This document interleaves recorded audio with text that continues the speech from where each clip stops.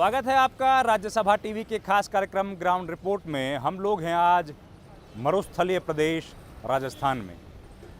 इस प्रदेश का नाम जहन में आते ही आपके मन में यहाँ के किले, यहाँ के दुर्ग, रेगिस्तान और उसमें चलने वाले जहाज़ यानी ऊँट की तस्वीर आ गई होगी। हर साल देश विदेश से लाखों पर्यटक ऊँट को देखने और उसकी सवारी करने के लिए यहाँ के अलग अलग ज़िलों में आते हैं। लेकिन क्या आप जानते हैं कि आने वाले 10 बरस में यहाँ पर ऊँट केवल तस्वीरों में दिखाई देंगे। आपको शायद मेरी बात अटपटी लगे, लेकिन यही सच्चाई है। इन्हीं सब कारणों पर हम लोग चर्चा करेंगे कि आखिर क्यों घट रही है ऊँट की संख्या, कैसे ऊँट को बचाने की हो रही है कवायद और क्या है इसके पीछे के कारण। इन्हीं सब बातों को जानने के लिए हम लोग आज पहुंचे हैं राजस्थान। नमस्कार, मैं रविंद्र सिंह शोरान।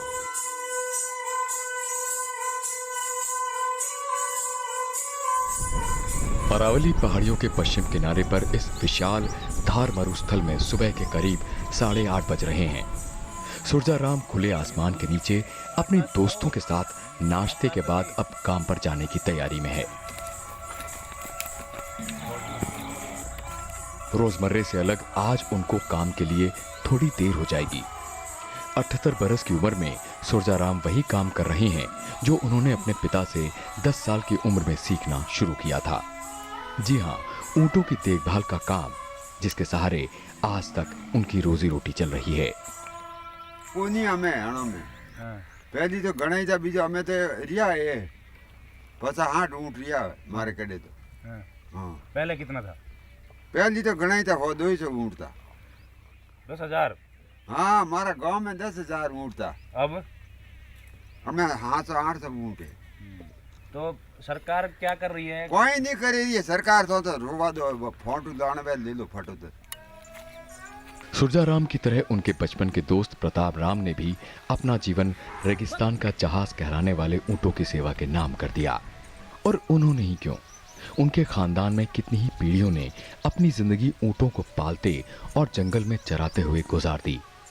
इन लोगों के लिए ऊँट अपने परिवार जैसे नहीं, बल्कि परिवार ही हैं।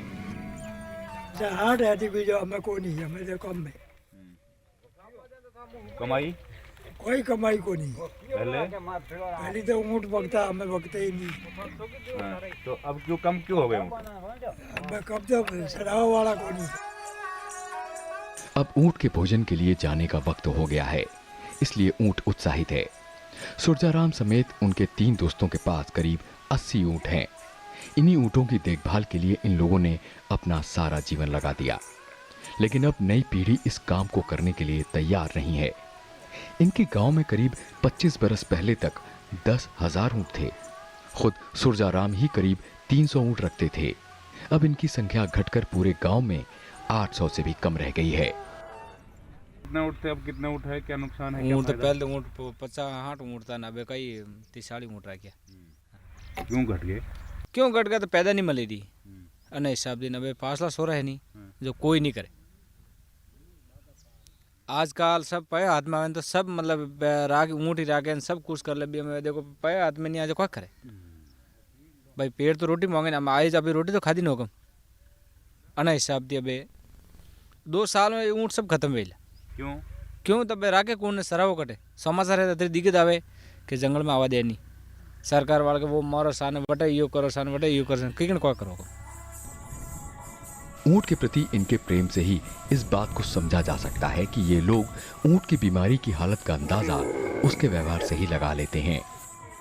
वो लोगों की ऊँट है, पहले हम बूढ़े बूढ़े आदमी रखता तो उसकी टराई करता, इसकी टराई करता, जने इसका मुंह सूंघता, बीमारी पता पड़ जाता। और ये मीवना होता है ना खाता से, उसके सूंघने पता लगा देता। तो बीमारी बहुत रहेगी, ये टीका लगाते उसको बीमारी जाती नहीं है। डॉक्टरों पर छोड़ दी बात हम। हाँ, पहले हम करते थे दवाई छोड़ दी और डॉक्टरों में छोड़ दी। वैसे तो इस इलाके में हर वर्ग के किसान ऊँट रखते हैं, लेकिन खास तौर पर राइका समुदाय के लोग ऊंट के प्रति विशेष तौर पर समर्पित रहे हैं। कई पीढ़ियों से ये लोग ऊंट को पाल पोस रहे हैं, लेकिन अब वक्त के साथ ऊंट की घटती उपयोगिता की वजह से ऊंट से इनका मोहभंग हो रहा है। ऊँट को पालने में कितना खर्चा होता है? अब उतना ऊँट से पैसा आपको वापस मिलता है कि नहीं? कितनी तकलीफें आती हैं ऊँट पालने वाले? ऊँट तो सर पालने में इनका खर्चा लगता है 500-700 रुपये लगते हैं दिन, एक दिन की। अच्छा। पालने में थोड़ा तकलीफ होता है क्योंकि अब बारिश होती नहीं है। हमारे जैसलमेर में 2 साल हुई बारिश नहीं हुई। बीकानेर से इनका खाना वाना लाना पड़ता है। नहर में पानी आता है, वो तो पानी आता नहीं है, कम आते। उस हिसाब से लोगों को पालने का अभी जंग हमारे गाँव में वो ऊँटनी लोगों ने छोड़ दी। उनका क्या खर्चा पानी पाल नहीं पाते, उस हिसाब से छोड़ देते हैं जी। तो आप पहली पीढ़ी है आपकी जो ऊँट रख रहे हो कि पहले भी बाप दादा? नहीं, हम परदादे से रख रहे हैं, लेकिन अब मुश्किल हो रहा है। अब बहुत मुश्किल हो रहा है। मेरे दादी से 5-7 ऊँट थे, अब मेरे पास 1 ऊँट बचा है।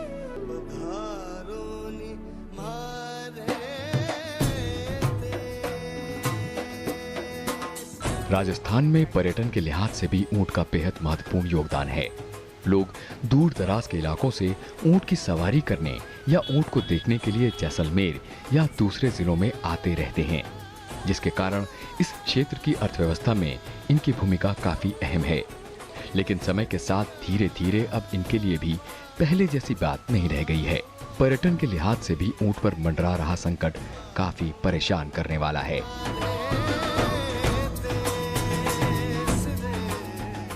अभी खाना वाना यहाँ मिल नहीं रहा है, मॉल का ले खिलाते हैं, बिल्कुल खाना मुश्किल मिलता है। तो पहले आपके पास कितने ऊँट थे, अब कितने? पहले 5-6 थे। हाँ। अभी 1 बचा हुआ है। क्यों? यहाँ काल बढ़ गया, खाना मुश्किल हो गया, कैमल का तो लेना। वहाँ के ऊँट कहाँ गए? अभी मर गए, कुछ निकल गए, गुम हो गए, मिलते भी नहीं जंगल में, ऐसा हो गया। छोड़ दिए, क्या करा, खाना नहीं मिलता। आपके गाँव में पहले कितने ऊँट थे? पहले तो 5-6 तो सबके पास थे, और अब? अभी के एक बचा नहीं, बिल्कुल मर गया। हालत खराब है। हल्का अकाल पड़ते, अकाल की वजह से? अकाल वजह से खाना के लोग ऊँट का खाना पूरा होते ही नहीं है। ऊँट को ज़्यादा खाना चाहिए। बहुत खाना भी ले, वो खाना खा रहे, 200 रुपये खाना रोज खाते हैं। लोगों को इंटरेस्ट रहता है ये नई चीज़ देखने के लिए, बाहर से आते हैं ना, तो ध्यान देना चाहिए ऊँटों के ऊपर। ऊँटों पे ध्यान देना चाहिए उनको। कृषि अच्छी होगी तो ऊँट भी अच्छे, इनका फसल के हिसाब से होगा इनका, और गवर्नमेंट को भी ध्यान देना चाहिए इन चीज़ों पे। सैलानियों को भी अच्छा लगता है, बाहर से आते हैं, उनको अच्छा लगता है ये चीज़ देखने के लिए, और ये अपने राजस्थान में ज़्यादा मिलते हैं, बाहर कहीं नहीं मिलते देखने के लिए। सर 4-5 ऊँट है, उनकी तकलीफ़ बहुत है, बारिश वगैरह नहीं है यहाँ पर, ऊँट का खाना भी नहीं मिलता है, 500-600 रुपये लगते हैं एक ऊँट का खाना दिन में, जैसे ऊँट को अभी छोड़ना पड़ता है जी। तो धीरे धीरे ऊँट कम हो रहा है जी, ऊँट बहुत कम हो रहे हैं यहाँ पर। ऊँटों को क्या करे, और काम नहीं, ये भी काम है, उसमें बारिश भी नहीं है।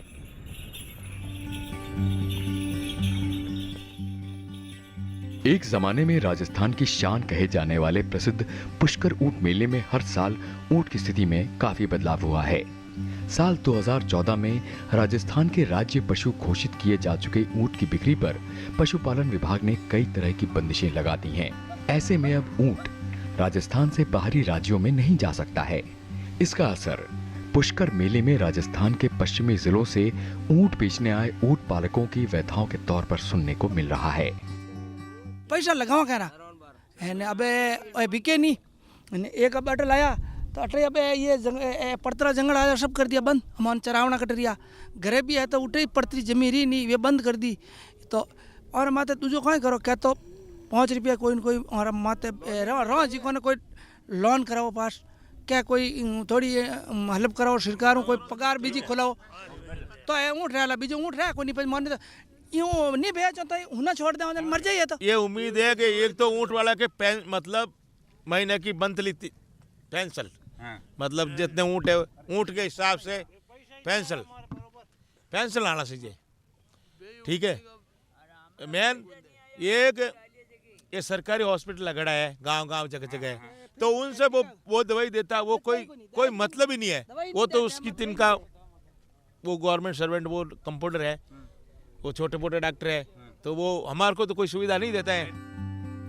पशुपालन विभाग द्वारा ऊंटों को लेकर बनाए गए सख्त कानून के तहत ऊंटों के परिवहन और उसे बाहरी राज्यों में बेचने पर पूरी तरह प्रतिबंध लगा दिया गया है। ऐसे में ऊंट पालकों के पास पुष्कर मेले में ग्राहकों की भारी कमी हो गई है। वहीं ऊंट पालकों को करीब करीब आधे दामों पर अपने ऊंट बेचने पड़ रहे हैं। पहले पुष्कर मेले में उत्तर प्रदेश, हरियाणा और गुजरात तक से व्यापारी इनकी खरीद फरोख्त के लिए आया करते थे, मगर अब इनकी बिक्री पर प्रतिबंध के चलते पशु मेले में ऊंट खरीदने वालों की संख्या काफी हद तक घट गई है। एक ही फायदा मतलब 10,000 ऊँटनी का बच्चे का मिला, वो पूरा नहीं मिला। एक किस्त मिली 3,000 की किस्त मिली। तो आप ये बताओ साहब, आपके जो बच्चे हैं वो नहीं मिली। आप कई सालों से, कई पीढ़ियों से ये काम कर रहे हो, अब आपके जो बच्चे हैं चाहते हो वो भी ऊँट पालें या क्या करेंगे? बिल्कुल नहीं। तो क्या करेंगे? क्यों नहीं चाहते हो?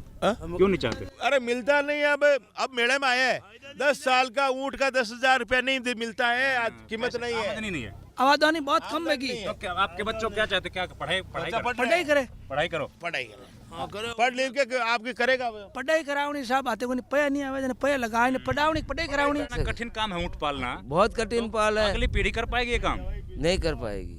क्यों? इसमें ज्यादा नहीं है, इसमें दम नहीं है, पैसा नहीं है, पैसा नहीं है। क्योंकि गवर्नमेंट बंद कर दिया, लेने वाला के कहाँ ले जाएंगे, फलाना क्या करेंगे, फूचड़ा क्या करेंगे, सारी बातों से हमने मार दिया। सड़कें रोक दी, सड़कें के टायर तक बंद कर दिया। जो टायर मारता है दूसरी गाड़ी वहाँ रुकती है, वे निकल जाता, ऊँट नहीं निकलता। ऊंट की संख्या केवल इनके गांव में नहीं बल्कि पूरे देश में घट रही है। इसके घटने की तेजी का अंदाजा भी आप नहीं लगा सकते। अगर आंकड़ों की बात करें तो 30 बरस पहले जहां ऊंटों की संख्या 10 लाख थी, वहीं सरकार के 2012 के आंकड़ों के अनुसार इनकी संख्या घटकर 4 लाख से भी कम रह गई है। साल 2012 में भारत की 19वीं पशु गणना में बताया गया था कि साल 2005 के मुकाबले देश में ऊंटों की आबादी में 22.48% की गिरावट आई है। इस रिपोर्ट में बताया गया था कि देश में 3,25,000 ऊंट हैं, लेकिन अभी माना जा रहा है कि इनकी संख्या आधी हो गई है। यंग जनरेशन जो है इसमें काम में आना नहीं चाह रही है क्योंकि इनकम नहीं है। तीसरी बात है कि ग्रेजिंग प्रॉब्लम है। पहले तो क्या है कि हर जगह खाने के लिए मिलता था ऊँटों को, सब खुले थे, पास्चर लैंड है या खेत है जो भी है। जैसे ही फार्मर क्रॉप्स निकाल लेता है उसके बाद में जितने भी फील्ड जो है वो ओपन हो जाते हैं जानवर के लिए, चढ़ने के लिए। लेकिन अभी जो जैसे जैसे ज़मीनों के भाव बढ़े हैं उससे क्या हुआ कि लोगों ने जितनी छोटी सी ज़मीन है तो उसको भी फेंसिंग करके रखी है। अब ऊँट चरा नहीं रहे तो कहाँ रहे। ऊंटों की घटती संख्या को लेकर पशु वैज्ञानिकों ने चिंता जाहिर करते हुए कहा है कि अगर ऊंटों की संख्या बढ़ाने का कोई कारगर उपाय नहीं अपनाया गया तो ये देश में विलुप्त हो जाएंगे। ऊंटों के संवर्धन और संरक्षण के लिए राजस्थान के बीकानेर में भारतीय कृषि अनुसंधान परिषद के केंद्र की स्थापना की गई। राष्ट्रीय ऊंट अनुसंधान केंद्र की रिपोर्ट के मुताबिक ऊंट की संख्या में कमी की मुख्य वजहें चारागाहों की कमी, मशीनीकरण, प्रजनन की कमी, युवाओं की ऊंट पालन से विमुखता, चारे की अनुपलब्धता और महंगाई भी है। इस संस्थान के निदेशक डॉक्टर नितिन पाटिल कहते हैं कि ऊंट की कम होती संख्या के लिए रूढ़िवादिता और घटती उपयोगिता भी एक कारण है और इसको बढ़ाने का तरीका ऊंट के दूध के बारे में जागृति फैलाना भी है। ऊँटनी को अगर दूध के लिए पाला जाए, उसका पालन पोषण किया जाए तो एक बहुत अच्छा साधन हो सकता है कि जिससे ये बहुत अच्छी कमाई कर सकता है। आजकल हम बात कर रहे हैं कि किसानों की आमदनी दुगनी करे, 4 गुनी करे, तो ये एक हमने ऐसे परिणाम इनके अनुसंधान के सामने रखे हैं कि जहाँ ऊँटनी के दूध की डिमांड बहुत बड़ी है। और जब बात करें कि जो कुछ भी जिसको रेट नहीं मिलता था 20 रुपये या उससे भी कम जब दूध का भाव था, आज कम से कम 140 रुपये प्रति लीटर वो उनको मिल सकता है। और उसको भी आगे अगर हम ले जाए कि जहाँ पे कंज्यूमर की डिमांड है, जो कि बाहर देशों में भी अगर इसकी बात करें तो बहुत अच्छा कमाई का साधन ये हो सकता है। ऊंटों की घटती संख्या को लेकर राष्ट्रीय ऊंट अनुसंधान संस्थान ने सरकार को सुझाव दिए हैं, जिसमें ऊंट को एक डेयरी पशु के रूप में विकसित करते हुए इसके लिए उन्नत चारागाहों के विकास पर भी काम करने को कहा गया है। ऊंट के प्रजनन में वैज्ञानिक विधियों के इस्तेमाल का भी सुझाव दिया गया है, जिसमें टेस्ट ट्यूब तकनीक के जरिए ऊंट की संख्या बढ़ाने की बात की गई है। खेती के कामों में ऊंट को पर्यावरण मित्र के तौर पर प्रचारित करने के लिए भी सुझाव दिया गया है।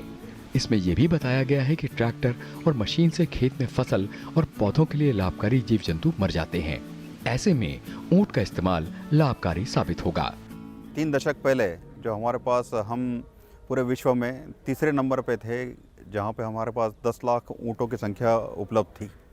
अब वो धीरे धीरे घटते घटते वो 4 लाख तक पहुँची है। इसका महत्वपूर्ण कारण ये है कि जिस प्रदेश में, जहाँ डेजर्ट की बात करें या रेगिस्तान की बात करें, वहाँ पे ऐसे साधन उपलब्ध हो गए हैं कि जो ऊँट का काम कर रहे हैं। जैसे कि छोटे छोटे ट्रक है, मिनी ट्रक है, रोड का नेटवर्क है और छोटे परिवहन के जो साधन उपलब्ध हुए, इसकी वजह से जो यहाँ के रहवासी है वो ऊँट का उपयोग करने से बदले उन साधनों का उपयोग ज़्यादा कर रहे हैं।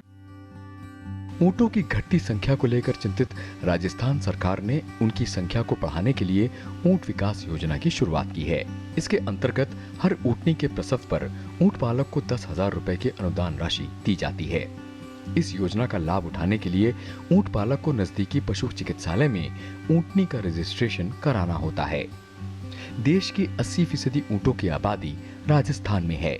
रेगिस्तान में ऊँटों का प्रयोग पर्यटन और माल ढुलाई में भी किया जाता है, लेकिन दिक्कत ये आती है कि करीब 500 से 600 ऊँट भारतीय सीमा सुरक्षा बल में अपनी सीमाएं दे रहे हैं। जब भी सीमा पर तनाव होता है, ऐसे में ऊँट जवानों का सहारा बनते हैं। ऊँटों की स्थिति और सेहत पर काम करने वाली कुछ स्वयंसेवी संस्थाओं का मानना है कि सन 2018 में ये संख्या और भी घटी है और अब करीब 2 लाख ऊँट ही पूरे देश में बचे हैं। राज्य पशु घोषित तो कर दिया, लेकिन राज्य पशु घोषित करने से क्या हुआ? अब इसको चरने के लिए जगह चाहिए, इसका जो प्रोडक्ट है वो खरीदने वाला चाहिए। जैसे हम लोग दूध की बात करें या कोई और प्रोडक्ट जो बात करें, जब तक कि इनको पशुपालक को जो है, कमल ब्रीडर को जब है कि इनकम नहीं होगी तो क्यों रखेगा? तो मेरे को नहीं लगता है कि हम लोगों को जिस तरह से ये दिख रहा है, क्योंकि लास्ट ईयर पुष्कर में सिर्फ 2-2 हज़ार रुपये में ऊँट बिके हैं, और वो भी ज़्यादातर हम लोग ये भी कह रहे हैं कि ये स्लोटर के लिए जा रहे हैं, कोई यूज़ नहीं है तो कहीं ना कहीं तो जाएंगे वो। लेकिन कैमल ब्रीडर जो है 1 साल तक अगर वो मेहनत करता है, उसके बाद में उसके अगर तो फीमेल या मेल नहीं बिकते हैं तो फिर वो कैसे इसको रखेगा? डॉक्टर इलिस कोलर पिछले 28 बरस से ऊँट पर काम कर रही हैं। मूल रूप से जर्मनी की रहने वाली इलिस पहली बार जब भारत आई तो ऊँटों के साथ उनकी दोस्ती हुई और ये वक्त के साथ इतनी गहरी होती चली गई कि इन्होंने ऊँट पर कई किताबें लिख डाली। डॉक्टर इलिस का कहना है कि ऊँट की संख्या के कम होने की वजह इसकी घटती उपयोगिता है। जो पहले खेती और सामान ढोने के काम आता था, वहीं अब इसकी जगह आधुनिक मशीनों ने ले ली है। The camel is state animal, you know, I was expecting it's state animal now. I was expecting the camel breeders, they will get subsidies, there will be some investment in developing camel products and so on. But unfortunately, that has not happened. There have been a lot of ban. You can't move the camels anymore. You can't take them out of Rajasthan. So a lot of things are not possible with the camels anymore. And camel milk was not legal in India until late 2016. इनका ये भी मानना है कि अब ऊँट जैसे शानदार जानवर को बचाने के लिए जरूरी है कि इसको फिर से किसान के लिए उपयोगी बनाया जाए। Camel milk is so, it has a very high vitamin C content. It has a very high iron content. So it's also the ideal source of nutrition for pregnant mothers. Anemia is a big problem in Indian women. So if, for instance, it could be subsidized. Camel milk could be given in in rural areas to for the nutritional improvement of pregnant women. That would be one way. And then we are also, our organization, we are trying to project camel milk as Rajasthan's heritage health food. Doctor Ellis का दावा है कि ऊँटनी का दूध न सिर्फ बेहद पौष्टिक है, बल्कि इसका औषधिक महत्व भी है। डॉक्टर इलिस के दावे से कुछ चिकित्सक भी इत्तेफाक रखते हैं और इस विषय पर हुए अलग अलग शोध का हवाला देकर अपनी बात सत्यापित करते हैं।